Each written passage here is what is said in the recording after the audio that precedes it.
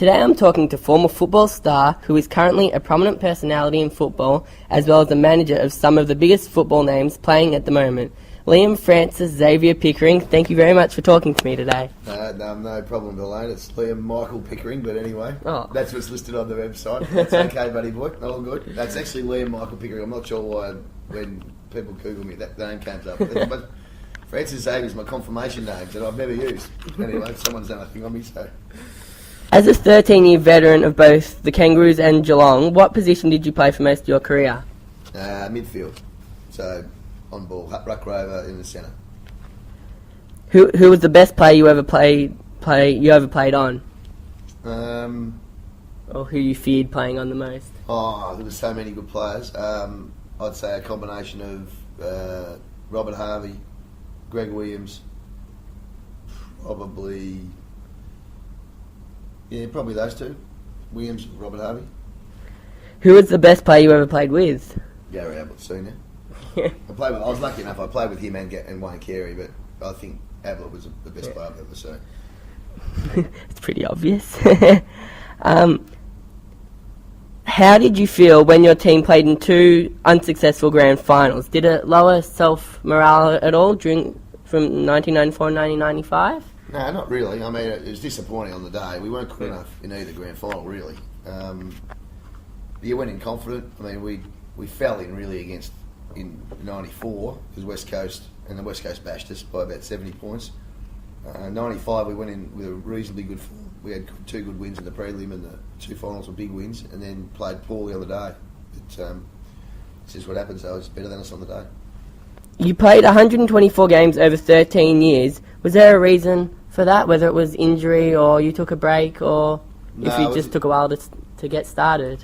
Yeah, it took me a while to get going. I played at North Melbourne for 5 years for 22 games. I couldn't break into the side, not really injuries there. And then I played regular footy at Geelong pretty much from the word go, from the time I got drafted or traded to them. And then got injured in 1998 and then, struggled, missed most of 98 and then played only half the year in 99, and then my last year I was battling with injuries as well. What injury did you get? In 98, I missed two stretches with soft tissue injuries, with quad injuries. A quad and a hamstring in 96, that got out half my year. 94, I missed half a year with 8 weeks or 10 weeks with the quad. 96, I missed about 6 or 8 weeks with the hamstring. Played all of 95, most of 97.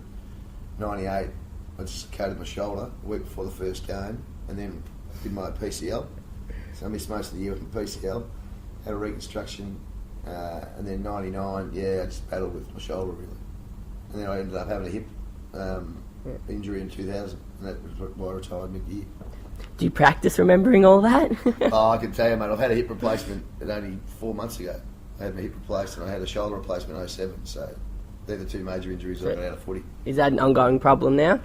Hip's really good, no, it's going great. My shoulder's always going to be a problem. It was not incorrectly diagnosed when I first hit it, and I'm playing with it, and so it's full of arthritis, and it's not much good. You said you weren't injured during 97, which you were favourite to win the Brownlow. Did that put pressure on you at all? No, it was 95, I think, the year that you're talking about with the Brownlow. I wasn't favourite, I was one of the... I think people gave me a rough chance, I think. I didn't get a vote. Yeah. I didn't play a game, no. I played every game, 25 games. Didn't get one vote. Became a bit of a laugh with all the boys. They thought it was hilarious. But I didn't think I'd get many votes because I was a bit of a yapper to the umpires. 97 I missed 4 games. That was the year I won the best and fairest, but I didn't get many Brownlow votes. Yeah. I think the most I ever got in a year was 7. So. Yeah. Had you always planned to work in the media once you'd retired from football, or did you have something you wanted to do originally? Not really. I didn't think I'd work in the media. I mean, I fell into it. I started doing radio when I first retired, and then from there, I don't know. I did radio at SEN I did Triple M for 3 years, and then went to SEN when it started about 5 years ago, and then from there. Started doing Fox Sports, so I fell into it really, the media, but I enjoy it. It's good fun. Was that plan though? Oh, so that wasn't what you wanted to do originally? No. Doctor or a fireman, maybe? No. To be honest, I wanted to coach. That's what I wanted to do, and I always planned to do that when I had 12 months in the TAC Cup when I first retired. I was working for a company called Feeler, a sports company. I was doing that and coaching the under-18s, and that was the direction I wanted to go. But as it turned out, sort of I fell into this job as well at IMG, a sports management job. So, and then from there, I've been able to combine the media more than anything, more luck than good management. Was it an aim to get your show Off the Bench, which is aired on SEN 11:16 on Saturday mornings during the AFL season, aired in Tasmania? Yeah, it's Hutchie's aim. Yeah, I was already doing Saturday morning radio on SEN with another bloke, Mark Allen, who did Off the Fence last year in the summer. He's a golfer, former golfer. Basically, Hutchie bought that time slot and sold it through Ace Radio up through all the country areas. Got Tasmania on board last year, and now we're in West Australia as well. So I think there's 28 stations taking our program. So it's going really well. And it's Hutchie's real. He's the driving force. It's his company that's doing it. So I'm just let's go on for the ride. You're a manager at IMG of AFL players such as Gary Ablett and Lance Franklin. What does that job involve? What do you have to do? Is it a hard job? We do a fair bit with the boys. Obviously, we negotiate their playing contracts with the clubs, and then source any endorsement deals. So whether you're dealing with their sponsors like Nike, sponsor both Gary and Buddy, or it might be television appearances, any sort of opportunities that we can source for the boys. We're working on a couple of big things for both of them, but you've got to go from start to finish basically. So all the way through, from from the word go really.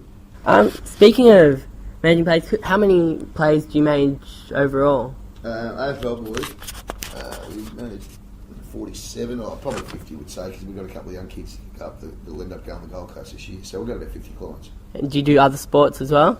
We got, we've had a bit of a dabble with the cricket guys. We've got a Crossweight and Al Wise. Crossweight's moving to Sydney, so he'll probably get another manager up there, I'd say. Cricket will be a bit of a focus because we run the IPL as a company, so we want to get some players over there. You currently work many jobs, including a host on SEN, a commentator on Fox Sports, a player manager with IMG, and from what I've read, a very sought-after MC. Is there one particular job that is really exciting for you, that you find really exciting? Not particularly. I mean, I find them all. I enjoy all of them. I enjoy them all. I think I love the radio because it's a bit more relaxed and a bit more laid back. TV is good. It's a bit more challenging, especially when if you host like the half times and before the games and all that sort of stuff. It's a bit more challenging. The commentary is just the commentary. I think you just try and add a little bit to it. You upset some people, you don't. Other people like it. How it works. And the IMG job's a challenge every day. I mean, I'm not jumping out of bed going, whoa, I'm going to work, but I enjoy what I do, I mean, the players drop in, as you saw before with Cozzy, and they drop in all the time, speaking to them all the time, and speak to clubs and, whoever it may be, part with the, recruiting guys and all that sort of stuff. So, I mean, it's an enjoyable part of the job. I enjoy it. So do you have enemies? Did you say you've upset some people? You always upset people, but it doesn't worry me, I mean, you've got... Yeah, you have. You do. You make comments about a player and, or about a team, and then people barrack for that team, they all go mad. And, that's the way it is. It doesn't worry me. I mean, at the end, you just got to say what you think. And if you say what you think, well, end of the day, it's an opinions business that we're all in commentary. So it doesn't matter if my opinion is right or wrong. It's just my opinion. Do you ever think about if your opinions are going to get you in trouble? No. No? Not really, no. Because, I mean, the only ones that really worry me, apart from my bosses, would be the clubs. Because I deal with the clubs as well. And I think they know that, from my perspective, that I just say what I think. So, as I say, I don't know, whether that's a good or a bad thing, but I think most commentators would at some stage have upset someone with what they've said, so you just got to roll with it. Now, I've done a little bit of research, talked to some people that you may or may not know, and I've come up with a story, so you can cut in and tell the rest of it whenever you're ready. Or deny it. Yeah, or deny it, yeah. It's about a practical joke you played back in 1995 on John Longmire. Yeah, which one was it? There was always plenty of them going on. Yeah, at Charleston Shopping Centre, you were having lunch with a friend, and you heard that John Longmire was signing autographs over the loudspeaker. So you decided to go into your car and get an exploding pen. Oh, we did. That's right. I was with a mate of mine, Nigel Griffiths. I'm sure. No, it was well, we did. I had a practical joke pen, and we went and stood in line, and he signed it. It went all over him. Yeah, I remember that. Was that 95? Was it? Yeah. From the person that I've talked to. Yeah, it could have been. Yeah. That's a true story. I used to live with John, so we were the practical joke house. So there was a group of us that were just including, we'd have egg fights. We had clubhouses we lived in when I was in North, but that was obviously prior to that. I was at Geelong then, but actually my mate went up. I didn't go up. I stood there and laughed from the corner. He used the pen. That's right. He did too. I forgot about that. Oh yeah, that's one of a million practical jokes that we used to play. But yeah, it was good fun. What are some other good highlights? No. Well, there was we did some shocking things. I don't even want to talk about it, like to each other. Very funny, but I don't like going into too much of that sort of stuff. Could be controversial. Oh mate, it is. And finally, what are your plans for the future?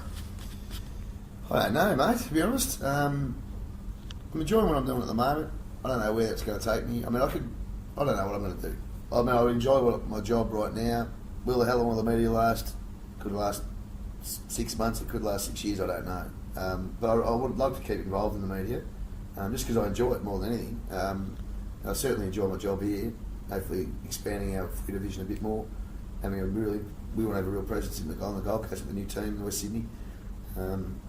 We don't want to be much bigger player-wise. We want to make sure we keep getting the quality players. So that's the key. That's the plan anyway. Liam, Michael Pickering, thank you very much for talking to me today. No problems at all, It's been an honour.